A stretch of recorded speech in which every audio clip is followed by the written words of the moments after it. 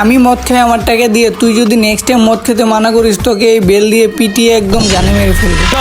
তুমি যদি মদ খাও তাহলে তোমার সংসার আমি করব না। তোর কত বড় সাহস, তুই আমার মুখে মুখে তর্ক করস, তোকে আজকে মেরেই ফেলবো।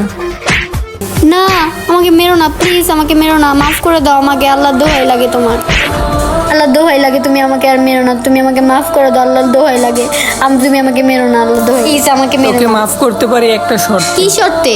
তুই যদি আমাকে প্রতিদিন মদ খেতে টাকা দিস তাহলে তোকে আর মারবো না। আমার কাছে তো কোনো টাকা নেই। তাহলে তোর প্রতিদিন এভাবে মার খেতে হবে। না, আমাকে এভাবে মেরো না, আমার অনেক কষ্ট হয়, তুমি আমাকে এভাবে মেরো না। ছাড় আমার পা, ছাড় ছাড়, আমি এখন মদ খেতে যাবো, পা ছাড়। এই তুই এখন নামাজ পড়ছিস কেন? এই তুই আমার মদ খাওয়ার টাকা দে, আমার মদ শেষ হয়ে গেছে, তা না হলে তোকে আবার এই বেল দিয়ে পিটিয়ে ঝাঁঝরা করে ফেলবো। চলো চলো আমার টাকা দে। এখন আমার অনেক ঘুম পাইতেছে, আমার টাকা বের করে রাখিস। হে আল্লাহ, জানি না আমি কোন পাপ করেছি, সে পাপের ফল আমার স্বামীকে দিচ্ছ তুমি আল্লাহ। এই খারাপ বাজে নেশার থেকে তুমি আমার স্বামীটাকে মুক্ত করো আল্লাহ, আমিন। তুই তোর বউকে মারধর করছিস, তুই এইভাবে জাহান্নামে যাবি, আজই তোর মৃত্যু হবে।